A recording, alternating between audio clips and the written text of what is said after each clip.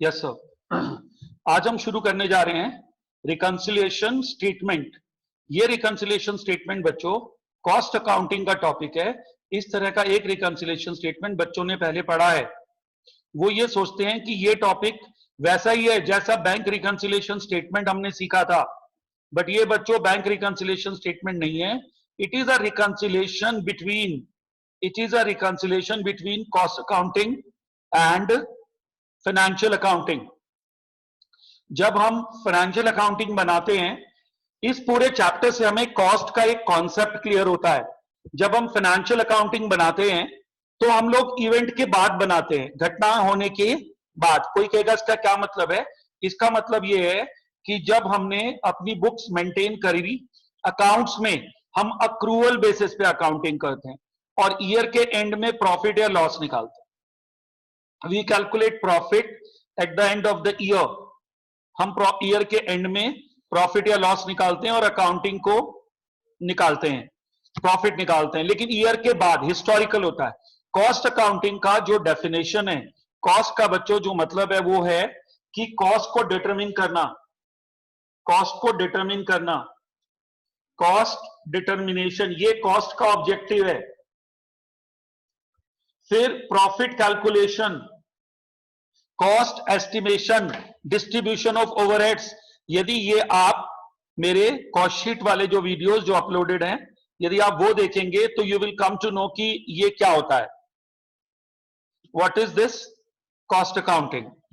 तो यहां पर वही कॉस्ट अकाउंटिंग का रोल है। This cost accounting is being used here. और इसमें बच्चों कॉस्ट अकाउंटिंग का ये रोल है कि कॉस्टिंग जो है होती क्या है ये हमें आना चाहिए। What is cost accounting, we got to know. फिर इसी में आता है बच्चों, it is made. Now the question is what is financial accounting. Every one of you knows what is financial accounting. Why? Because बच्चों फाइनेंशियल अकाउंटिंग आपको मालूम है, आपने पी एंड एल अकाउंट बनाया है और नेट प्रॉफिट निकाला है। तो जब आपने पी एंड एल बनाया है, नेट प्रॉफिट निकाला है, तो you know what is financial accounting. P and L banana, net profit निकालना फाइनेंशियल अकाउंटिंग है। कॉस्ट अकाउंटिंग में हम कॉस्ट शीट बनाते हैं और इसके पीछे एक लॉजिक और मैं यहां पे क्लियर करना चाहता हूं। जो हम कॉस्ट शीट बनाते हैं वो job to job, batch to batch बनाते हैं। कोई कहेगा सर इसका क्या मतलब है? इसका बच्चों ये मतलब है कि जब हम कॉस्ट शीट बनाते हैं तो जैसे 2000 यूनिट का एक टारगेट आया, ऑर्डर मिला, तो 2000 यूनिट की कॉस्ट निकाली। फिर 3000 यूनिट का ऑर्डर आया, 3000 यूनिट की कॉस्ट निकाली। 2000 यूनिट 2 महीने में बनकर तैयार हो गए, 3000 यूनिट 3 महीने में बनकर तैयार हो गए। तो हम ये करते हैं, this is what we do. ठीक है। तो अब यहां पर बच्चों सवाल ये आता है, क्या है ये टॉपिक, क्यों पढ़ाया जा रहा है? इसका जवाब है, ये टॉपिक इसलिए पढ़ाया जा रहा है कि आपको कॉस्ट अकाउंटिंग और फाइनेंशियल अकाउंटिंग में डिफरेंस समझ आ जाए। और इसकी भी बहुत ज्यादा चांसेस हैं कि एग्जाम में इस तरह का भी क्वेश्चन आता है। देखो बच्चों, अब आपकी तैयारी जो है वो एक्सटर्नल एग्जाम के लिए है। इंटरनल एग्जाम एक जस्ट फॉर्मेलिटी है, तो इसलिए जो असली तैयारी है वो एक्सटर्नल। अब देखिए जो अगला पॉइंट आता है कि रिकंसिलिएशन स्टेटमेंट क्या है। It is made to reconcile the profit between cost account and financial account. It is made to reconcile the profit between cost account and financial account. ये हम बनाते हैं कॉस्ट के लिए और फाइनेंशियल के प्रॉफिट को निकालने के लिए, रिकंसाइल करने के लिए। और क्योंकि कॉस्ट अकाउंटिंग में principles of cost accounting are applied, ये है। और क्योंकि और फाइनेंशियल में भी apply the principle of financial accounting. एक चीज बच्चों और आती है, एक चीज यहां पर और आती है, कॉस्ट अकाउंटिंग में as I told you job to job, batch to batch costing होती है। आप कहेंगे सर इसका मतलब फिर से समझा दो। एक्चुअली बच्चों कॉस्ट अकाउंटिंग पूरे साल भर की नहीं होती, बाद में साल भर की हम टोटल कर देते रिकंसाइल करने के लिए। Cost accounting job to job, batch to batch, unit to unit होती है। आपको 2000 यूनिट का ऑर्डर मिला, 2000 की कॉस्ट निकाल लो। 3000 यूनिट का ऑर्डर मिला, 3000 की कॉस्ट निकालो। एक चीज और होती है कॉस्ट अकाउंटिंग, खर्चे एस्टिमेटेड बेसिस पे भी लेने पड़ते हैं, इनडायरेक्ट एक्सपेंसेस। कोई कहेगा sir indirect expenses estimated basis पे क्यों लेने पड़ते हैं? इनडायरेक्ट एक्सपेंसेस बच्चों एस्टिमेटेड बेसिस पे इसलिए लेने पड़ते हैं कि वो तब तक खर्च नहीं हुए होते। यदि आप अपने किसी कस्टमर को ये बोलो कि सर अभी खर्चा हुआ नहीं है, मैं आपको कब बता पाऊंगा? 1 साल के बाद। अभी आप सामान ले जा लो अंदाजा, वो कहेगा सर मैं ऐसे सामान नहीं खरीदूंगा, आप मुझे इसका ये बताओ कॉस्ट कितनी है, कितने पैसे दूं। अब मैं क्या बोल रहा हूं, सर मेरा अभी बिजली का बिल नहीं आया, अभी पानी का बिल नहीं आया, एक्चुअल खर्चे हुए ही नहीं है, मैं अभी आपको कैसे बताऊं? तो सर ऐसे नहीं चलेगा। वो कहेगा सर अंदाजा लगा लो, जो है अभी बता दो। इसका मतलब वो जो बोल रहा है अंदाजा लगा लो, एस्टिमेट कर लो, यही कॉस्ट अकाउंटिंग है। और ये ओवरहेड्स में बहुत जगह एस्टिमेट यूज होता है। This estimate is applied at many places in costing. So you got to understand that cost accounting is job to job, batch to batch, unit to unit. Financial accounting is historical. खर्चे हो जाते हैं, whether paid or not paid तो record हो जाते हैं, और actual खर्चे रिकॉर्ड होते हैं। बहुत कम जगह है जहां पर हम प्रोविजन फॉर बैड डेट्स या प्रोविजन लेते हैं, वरना majority of the expenses in P&L are actual. इसका मतलब दोनों के प्रॉफिट में डिफरेंस आने वाला है। यही रिकंसिलेशन करना है। लॉजिक वही है, जैसे रिकंसिलेशन किया था कैश बुक और पासबुक में, तब क्या था जी, क्या होता है साहब, कैश बुक का बैलेंस अलग आता है, पासबुक का अलग आता है, चलो जी रिकंसाइल करते हैं। तो यहां क्या है, यहां पे जवाब है, ओ सर यहां पर ना कैश बुक का बैलेंस, यहां पर कॉस्ट अकाउंटिंग का प्रॉफिट कुछ और आ रहा है और किसका प्रॉफिट कुछ और आ रहा है, P&L का प्रॉफिट कुछ और आ रहा है।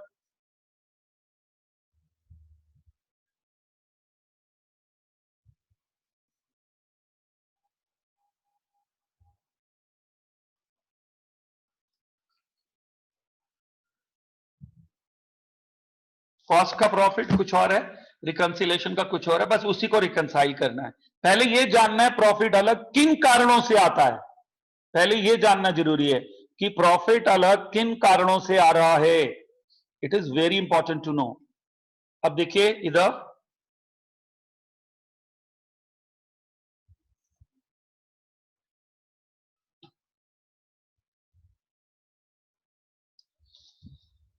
there are many expenses or items which are taken in cost account on estimated basis. In financial account, these items are taken on actual basis. We know financial accounting में हम खर्चों को actual basis पे लेते हैं।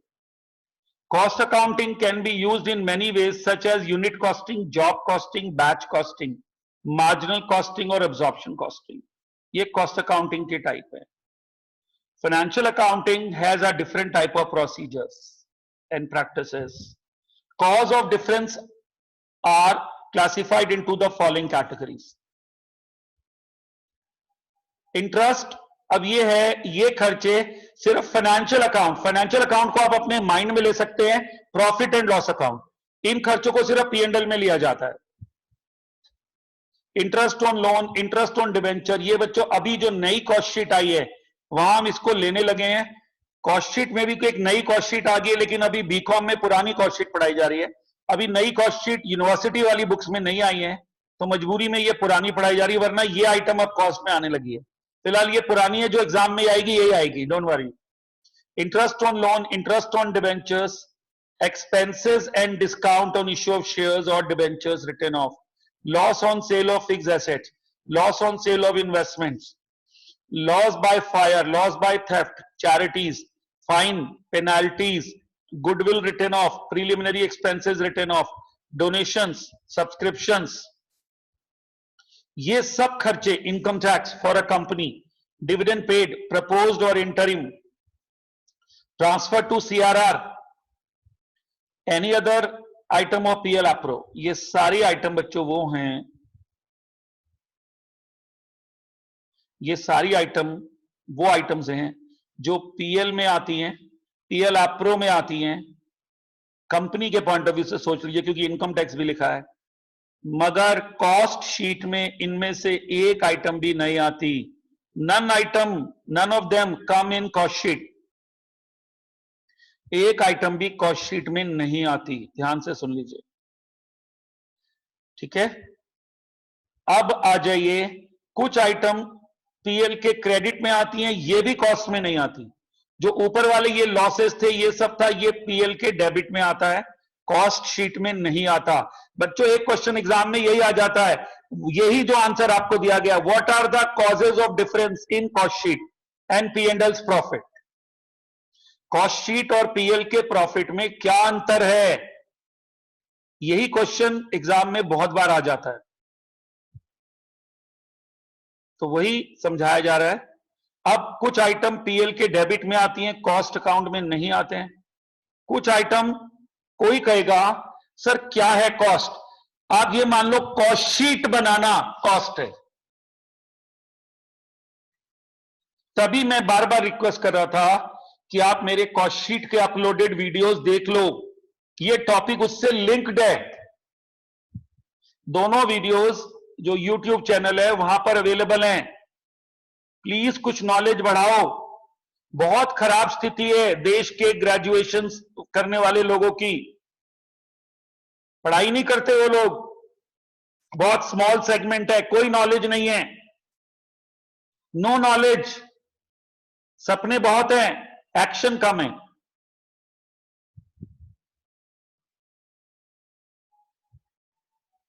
ये कैसी पढ़ाई जब कॉलेज ही नहीं गए, क्लासेस ही नहीं दी। सबसे स्कूल पूछा जाता है कि बेटा तेरा स्कूल कौन सा है, क्योंकि वो रेगुलर स्कूल जाता है। स्कूल भी एक ब्रांड होती है।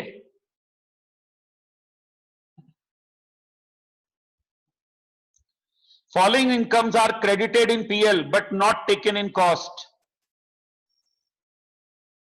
Interest received on bank deposit, interest on income from investment, profit on sale of fixed assets or investments, rent received, income from transfer of shares, profit on sale, transfer fee.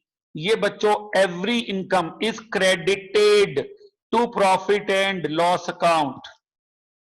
Every income is credited to profit and loss account but not shown in cost sheet.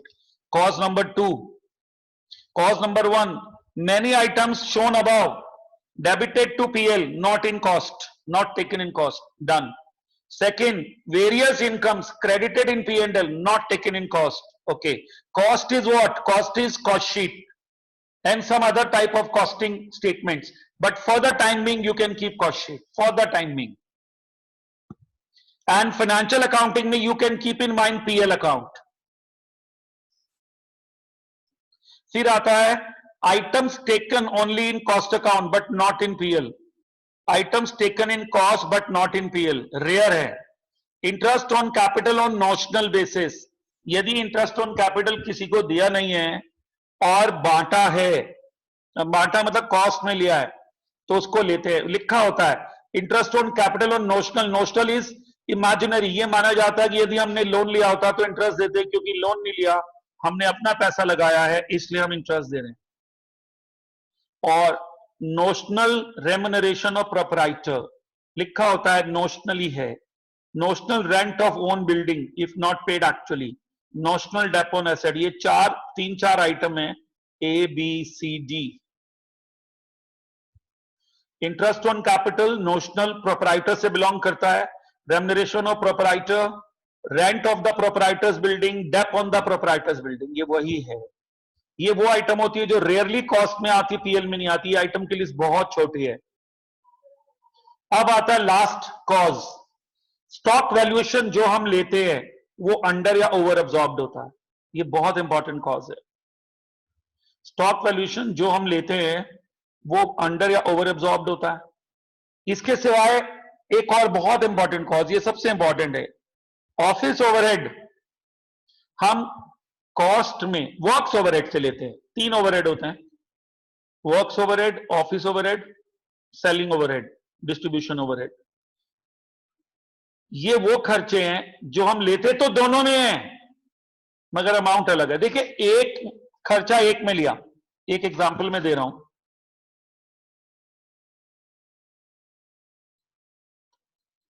ध्यान से देखना है।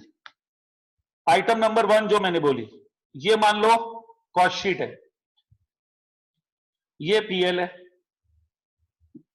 तो ये item number 1 मैंने बोली जी, खर्चा यहां लिया ही नहीं, कोई एक्सपेंस है, लॉस है। जैसे मैंने यहां लिखा loss of sale of fixed asset, यहां लिया, इधर नहीं लिया, डिफरेंस आ गया। इधर देखो खाली है, लेफ्ट कॉस्ट शीट खाली है। दूसरा जो डिफरेंस आया, इनकम, कोई इनकम जो इनकम पीएल में आई, transfer fee, profit on cell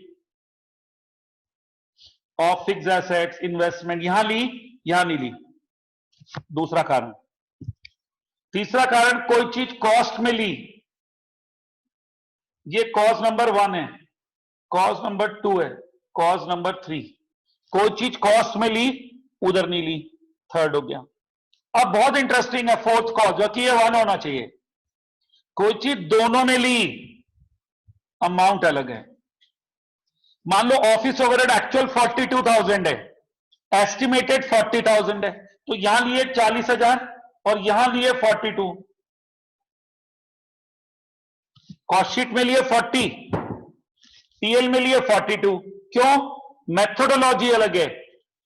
PL में हम लेते हैं हिस्टोरिकल होने के बाद, कॉस्ट में ग्राहक क्या बोलता है, साहब अभी ले लो, एस्टिमेट लगा लो, ये एग्जांपल मत दो मुझे, अभी मेरे खर्चे नहीं निकले, मैं सामान नहीं लूंगा। हम किसी से कोई कॉन्ट्रैक्ट करते हैं, पैसे तभी पूछते हैं, बाद में डिस्प्यूट होगा, और दुकानदार ये कह रहे मैं कैसे बताऊं।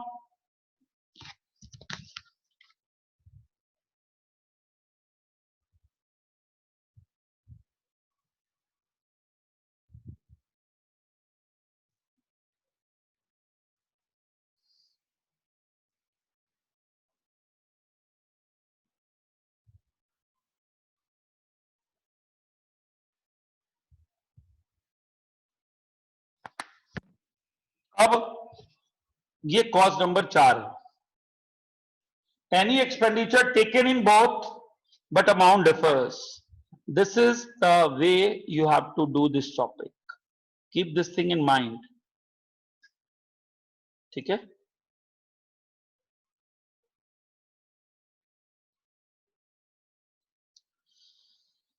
तो ये वो खर्चे हैं अंडर और ओवर एब्जॉर्प्शन, जो हम लेते दोनों में है, मगर overheads are absorbed in cost on some estimated basis, amount में differ in cost overall as in financial books. ये वो खर्चे हैं जिनको हम लेते दोनों में है, मगर अमाउंट डिफर करती है। In financial books we take actual, in cost books we take estimated. एक और लिखा है पांचवा, difference in the valuation of stock. I thought ये लास्ट होगा, ये भी वही है। स्टॉक वैल्यूएशन के फंडामेंटल्स अलग हैं। कॉस्ट अकाउंटिंग में कॉस्ट के हिसाब से होता है, और अकाउंटिंग में AS2 accounting standard 2 inventory valuation के हिसाब से होता है, AS2 के हिसाब से होता है। दोनों में स्टॉक की वैल्यू अलग आती है, और जब ऐसा होगा तो समझ लीजिए लॉन्ग गैप और प्रॉफिट आएगा, गैप इन प्रॉफिट आएगा। एक बहुत बेसिक क्वेश्चन है, जरा देखिए ध्यान से।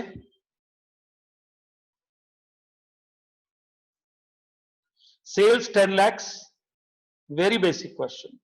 Material consumed 2,60,000, wages 1,40,000, works overheads 80,000, office overheads 1 lakh. If actual amount is given, remember that these are expenses of PL. If actual amount is given, these are expenses of profit and loss account. So actual amount is 81 lakh. Done. Income from investment, I know theoretically in the notes I have just explained, these are items shown only in PL account, income from investments. Loss on sale of fix asset 30,000 only in PL, ये भी cause है difference आएगा, क्योंकि ये income PL के credit में आता है, लॉस फिक्स एसेट्स का पीएल के डेबिट में आता है, कॉस्ट शीट में ये आइटम नहीं आती है मेरे दोस्त। अब आता है फैक्ट्री ओवरहेड्स, ये रहा कॉस्ट का जुगाड़। Factory overheads were taken as 50% of wages and office overheads were 20% of works cost. ये जो एस्टिमेट्स है ये चलता है कॉस्टिंग में, एस्टिमेटेड बेसिस पर खर्चे को लेते हैं। जब कॉस्ट निकल रही होती है तब तक खर्चे एक्चुअली नहीं हुए होते, कॉस्ट निकल रही होती है, खर्चे एक्चुअली नहीं हुए होते, इसलिए office overheads 20% of works cost है। अब वो कह रहे हैं क्या बनाना है, cost sheet, cost statement, PL, reconciliation, तीन चीजें बनानी है। कॉस्ट शीट बनानी है, रिकंसिलिएशन बनाना है, और कॉस्ट शीट बनाते समय कॉस्ट शीट का परफॉर्मा याद रखना। इसलिए आपको कहा था कि प्लीज कॉस्ट शीट के वीडियोस देख लो, क्योंकि ये चैप्टर कॉस्ट शीट से आगे का चीज है। वीडियोस ऑलरेडी अपलोडेड है साइट पे, जो यूट्यूब चैनल है हमारा, यूट्यूब में आप बच्चों जीपी डंग भी टाइप करेंगे, you can get that channel, जो मेरे इनिशियल्स है। लिंक आपको बार बार ग्रुप पे दिया जाता है। अब मैंने कॉस्ट शीट बनाई, material 2,60,000, wages 1,40,000,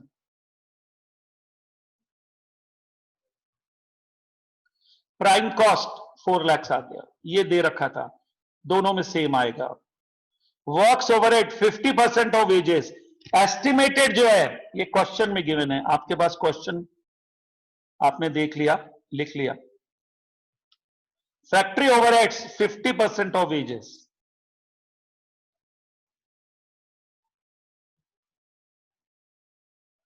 office overhead 20% of works cost, material 2,60,000, wages 1,40,000 question में गिवन है।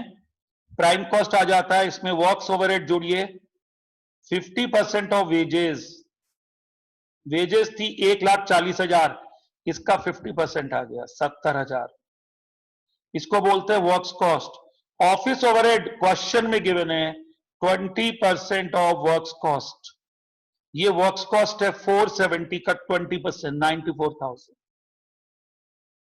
ऑफिस कॉस्ट आ जाता है 5,64,000, प्रॉफिट क्योंकि सेल्स गिवन है, प्रॉफिट आ गया 4,36,000 कॉस्ट अकाउंट।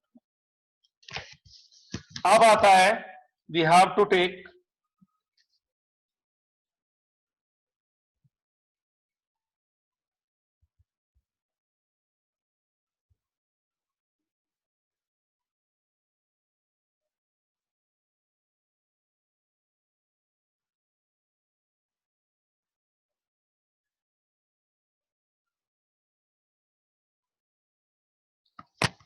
अब है बच्चों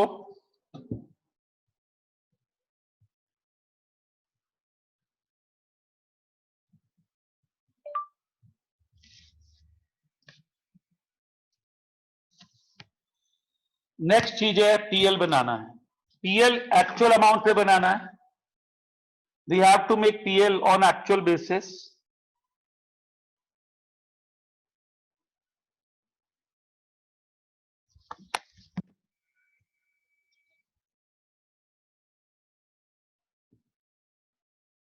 बाय सेल्स पीएल क्योंकि टी शेप में बनता है, material, wages, works overheads, office overheads, actual, actual material वही रहेगा क्योंकि दोनों में सेम भी तो रहेगा, कुछ जरूरी कोई 100% आइटम चेंज होंगी, अरे मेरे भाई कुछ सेम रहेगा कुछ अलग हो जाएगा थोड़ा बहुत। Material 260, wages 140, works overhead 80, sales 10 lakh. Income on investment trading नहीं बनाया, डायरेक्ट पीएल ही बना दिया, क्रेडिट में लिख दिया। Office overhead 1 lakh, loss on sale of fix asset debit में, प्रॉफिट 4,30,000। प्रॉफिट को ध्यान से देखो, अलग आ गया। अगर कोई मुझे बोले सर क्या क्या चीज अलग है, तो मेरा जवाब होगा देखो भाई, नंबर एक तो ये अमाउंट अलग है, ऊपर अलग है, यहां अलग है। अमाउंट नंबर 2 अलग है, तीसरी चौथी। तो जो आप रिकंसिलेशन लोगे और जो दोनों के प्रॉफिट में फर्क आ रहा है, वो 4 कारणों से है। वर्क्स ओवरहेड दोनों में है, अमाउंट अलग है। ऑफिस ओवरहेड दोनों में है, अमाउंट अलग है। इनकम ऑन इन्वेस्टमेंट सिर्फ पीएल में है, और loss on sale of fix asset केवल loss on sale of fix assets केवल पीएल में है। ये 4 कॉजेज हैं जिनको लेकर हम रिकंसिलेशन बनाने जा रहे हैं, और ये बताएंगे कि रिकंसिलेशन में प्रॉफिट अलग क्यों आ रहा है। और प्रॉफिट को रिकंसाइल करेंगे, उसका 4 लाख कुछ 56 है, इसका 430 है, जो भी उसका अमाउंट है वो आपके सामने भी आ जाएगा।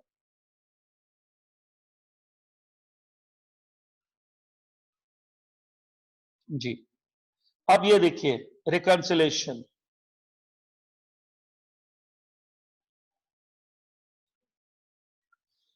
किससे शुरू कर सकते हैं? प्रॉफिट एज पर कॉस्ट से शुरू कर सकते हैं। प्रॉफिट एज पर पीएल से भी शुरू कर सकते हैं। Preferably begin with profit as per cost. Profit as per cost से शुरू कीजिए, लॉस है तो माइनस लगा दो। अब पहली आइटम, मेरे हिसाब से पहली आइटम ये भी हो सकती है, वर्क्स ओवरहेड कॉस्ट में कितने थे और पीएल में कितने थे। वर्क्स ओवरहेड कॉस्ट में थे 80, पीएल में 80, यहां 70। अब इसका एक मेथड देख लीजिए।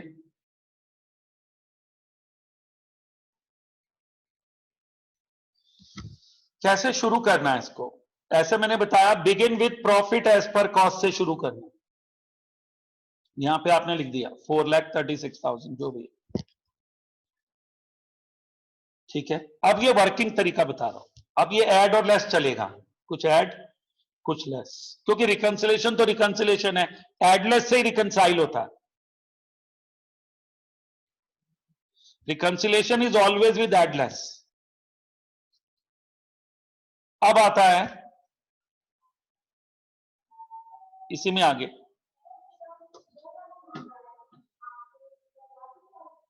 अब क्या करना है, हमें ऐसे ऐड और लेस करना है, ठीक है। अगली चीज यहां पर ध्यान से, अगला पॉइंट, ऐसे एक ऐसे टी बना लीजिए। ये मेरा तरीका बहुत ही गजब है, आप देखिए एक बार, और ये हर रिकंसिलेशन में लगता है, दुनिया का कोई रिकंसिलेशन। यहां ले लीजिए कॉस्ट और यहां ले लीजिए पीएल। अब वो खर्चा लो कि वो खर्चा कॉस्ट में कितना था और पीएल में कितना था, क्योंकि कॉस्ट में आई थिंक 70,000 था, यदि मैं गलत होगा तो आप बता देना चैट बॉक्स में, और इधर 80 था। तो एक काम करो, कोई एक अमाउंट ले लो जो 70 और 80 से ज्यादा हो। इमेजिनरी वो प्रॉफिट मानना होता है, हाइपोथेटिकल। जैसे हम लोग एक्स मानते हैं, let us suppose it is x, it is 100, ऐसे यहां पर कोई प्रॉफिट एज्यूम कर लो राउंड में। जैसे कॉस्ट में मैंने मान लिया 1 लाख एंड 1 लाख, इसका मतलब दोनों में प्रॉफिट सेम था, profit was same in both, cost and PL में दोनों में प्रॉफिट सेम था। डन। अब क्या हुआ, कॉस्ट में एक खर्चा लिया हमने, वर्क्स ओवरहेड 70 लिया, तो 1 लाख में से 70 माइनस कर दो, 30 आ गया प्रॉफिट। और वही खर्चा पीएल में 80 लिया, 80, तो यहां 20 आ गया, इधर 30 आ गया, इधर 20 आ गया। कौन सा सही है? Which one is correct? अब आपका स्टार्टिंग पॉइंट क्या है? You started your reconciliation with what? Starting point क्या है? स्टार्टिंग पॉइंट है सर, क्योंकि मैंने अभी बोला better to start with profit as per cost, तो आप बोलोगे यस सर मैंने कॉस्ट से शुरू किया, कॉस्ट पे क्रॉस लगा दो, इस पे टिक लगा दो। starting point of reconciliation, starting point of reconciliation is cost. तो put a cross here. Why? Cost को मानो कि चेंज करना गलत है. गलत सही कुछ नहीं है, दोनों अपनी जगह ठीक है, लेकिन एक तरीका है. इसको टिक लगा दो. तो गलत प्रॉफिट 30 को 20 बनाना है. क्या जवाब मिला? लेस. डिडक्ट. क्या जवाब मिला? डिडक्ट. फिर से देखते हैं, दोबारा से देखते हैं. हमने लिया प्रॉफिट ऐसे इमेजिन कर लिया, कॉस्ट और पीएल का एक इमेजिनरी प्रॉफिट ले लिया 1 लाख 1 लाख. माना कि दोनों ठीक थे, कुछ होने से पहले सब ठीक था. वो कुछ क्या हुआ? एक खर्चा कॉस्ट में 70 ले लिया, पीएल में 80 ले लिया. क्या हुआ जी? दोनों की राहें अलग हो गई.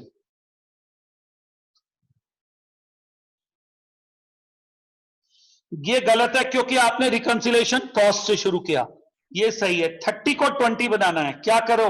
डिडक्ट. तो जो नीचे सॉल्यूशन देखेंगे वहां पर ये डिडक्ट हो रखा होगा. जी अभी दिखाता हूं.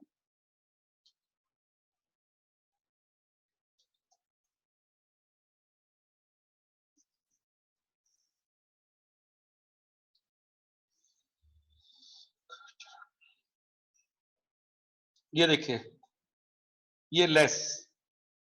Works overhead under charge in cost 10,000 less हो रखा है. सर आपने अभी वर्किंग नोट करा ना, उससे जवाब मिला लेस. हर जवाब उसी से मिलेगा, तरीका ही वही है. देखिए अगला, अगला तरीका. एक और खर्चा है, मान लीजिए वो खर्चा ऑफिस ओवरहेड. पीएल में लिखा 1 लाख, कॉस्ट शीट में लिखा 94. दोनों में ले लीजिए 110 110. आप कहेंगे 110 110 कहां से आया? जहां से एक्स और 100 आता वहीं से आया. जब से छोटी क्लास में पढ़ रहे हो, जहां से एक्स आ रहा है वहीं से 110 आ रहा है. इमेजिनरी है. लेट अस सपोज कॉस्ट में ये खर्चा 94 है, पीएल में ये खर्चा 1 है. कौन सा खर्चा है जी? ऑफिस एक्सपेंस है. तो यहां पर 10 आ गया, यहां क्या आ गया? 6 आ गया. 6 क्या है? गलत. ये गलत कॉस्ट ही क्यों है? क्योंकि आपने क्वेश्चन शुरू किया प्रॉफिट एज पर कॉस्ट से, इसलिए वो गलत मानते हैं. गलत है नहीं, उसको गलत मानते हैं, वो गलत है नहीं. 110 110 94 1 लाख. ये 6, ये 10. इस 6 को 10 बनाना है. क्या करो? ऐड कर दो. कितना? 4. ये देखिए, आई थिंक कुछ अमाउंट में गलत हुआ. अच्छा 6 था, 6. यस, हाँ 6 है. 4 मुझे लगा 4. अमाउंट कितनी थी? Let me check. यहां 1 है, ऊपर कितना है? 94 है, तो 6 जुड़ेगा.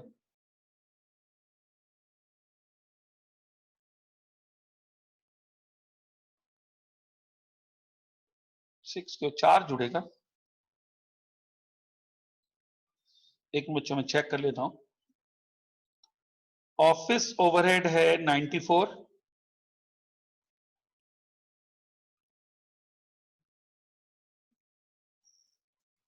लेस होगा 94, और पीएल में है, एक मिनट, पीएल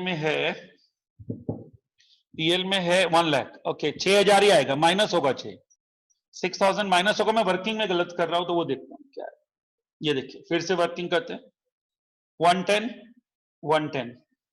ओके, ये कॉस्ट है, ये पीएल है.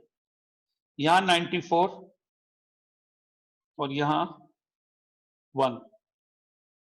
यहां आ गया 6, यहां आ गया 10. क्या गलती हो रही है? अच्छा 16. अबे यार, 16,000.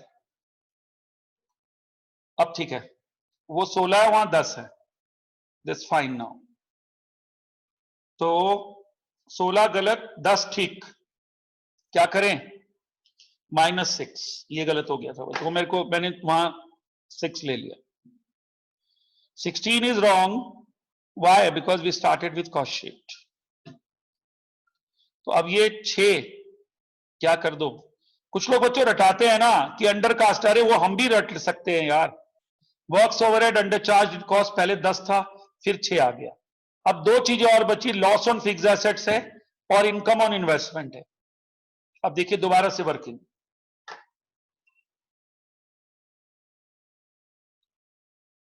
इनकम ऑन इन्वेस्टमेंट 40 है और लॉस 30 है। देखते हैं इसका क्या करना है। ये देखिए फिर एक टी बनाइए, दोनों का प्रॉफिट ले लीजिए 50-50, इमेजिनरी, हाइपोथेटिकल, कॉस्ट पीएल।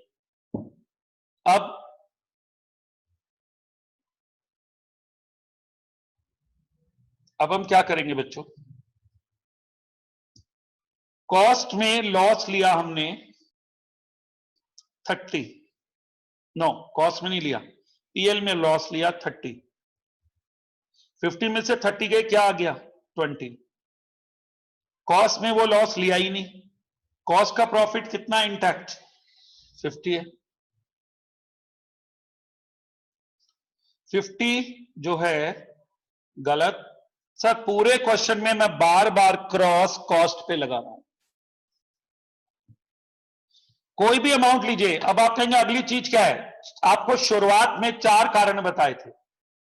कारण नंबर 1, दोनों में खर्चा लिया मगर वर्क्स ओवरहेड कॉस्ट में कम है, पीएल में ज्यादा है। ऑफिस ओवरहेड कॉस्ट में कम है, पीएल में ज्यादा। कारण नंबर 2,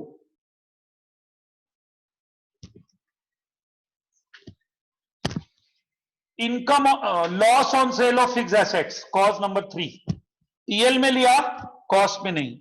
ये आपको यहां दिख रहा होगा, ये देखिए ये कहां लिया हुआ है, आई हैव टेकन वेयर, यहां देखिए मैंने सिर्फ यहां लिया है, दोनों में 50 पे 1000 लिया, फिर 30 राइट साइड में दिख रहा होगा आपको पीएल में से घटा हुआ, पीएल 20, ये 50 है, 50 को 20 बनाना है, क्या करें, डिडक्ट कितना जी 30 जी, ठीक है। तो आपको सॉल्यूशन में डिडक्ट दिखेगा, ये रहा, ये देखिए loss on sale of fixed asset not taken in cost,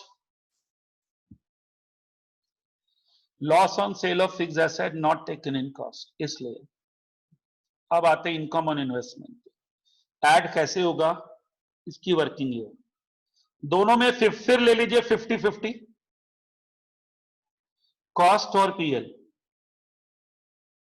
ये इनकम ऑन इन्वेस्टमेंट 40 है, सिर्फ किस में लेते हैं, थ्योरी के according. Sir income on investment 40 है, थ्योरी के अकॉर्डिंग इसको लेते हैं सिर्फ पीएल में। 50 में 40 जोड़ दो 90, किस में नहीं लेते, किस में नहीं लेते, कॉस्ट में लेते नहीं, कॉस्ट का प्रॉफिट 50, यहां 90, ये सही, क्योंकि आपने रिकंसिलेशन शुरू किससे किया, प्रॉफिट एज पर कॉस्ट से, तो इसलिए मैं उसको बोलता हूं स्टार्टिंग पॉइंट है। स्टार्टिंग पॉइंट कॉस्ट है तो कॉस्ट गलत है, और स्टार्टिंग पॉइंट पीएल है तो पीएल गलत है। ये 50 आ गया, ये 90, ये गलत है, तो क्या करेंगे, ऐड कितना 40 ऐड कर दो, 40 ऐड कर दो, तो हमने ऐड कर दिया आंसर में। अब जब हमने क्वेश्चन शुरू किया, ये रहा, प्रॉफिट एज पर कॉस्ट से शुरू किया 436, इनकम फ्रॉम इन्वेस्टमेंट, एक ये चीज अभी ऐड आया, और 3-4 कारण ढूंढे थे, एक ऐड हुआ बढ़ा और 3 नीचे गए लेस, तीनों को लेस करो उसको ऐड करो, प्रॉफिट एज पर पीएल आ गया, चेक कर लो, यही पीएल ने प्रॉफिट दिया था आपको। ये बच्चों बेसिक कॉन्सेप्ट है रिकंसिलिएशन का। फिर देखिए कुछ नोट्स हैं बहुत बढ़िया, any item which is taken in both for the same amount won't come in reconciliation, जैसे मटेरियल और wages. Any item which is not taken in both won't come in reconciliation, जो दोनों में नहीं आई वो भी नहीं आएगी, जो दोनों में आई मगर सेम अमाउंट आई वो भी नहीं आएगी। Take those item in reconciliation which is taken in one but not in another, और which is taken in both but different figures. उन आइटम्स को लो जो एक में ली दूसरे में नहीं, या दोनों में ली मगर फिगर अलग थी, वही रिकंसिलिएशन में आएगी, और ये हमारा वर्किंग का तरीका। अभी इसकी कल और प्रैक्टिस करेंगे, in the next class we shall take more. More such questions. एक और छोटा सा क्वेश्चन है, नहीं ये छोटा नहीं लग रहा है, थोड़ा बड़ा है, तो इसको नेक्स्ट क्लास में आई शैल कवर। जी हाँ जी, हाँ जी, I shall cover in the next class में। ठीक है बच्चों, आई होप फायदा हो।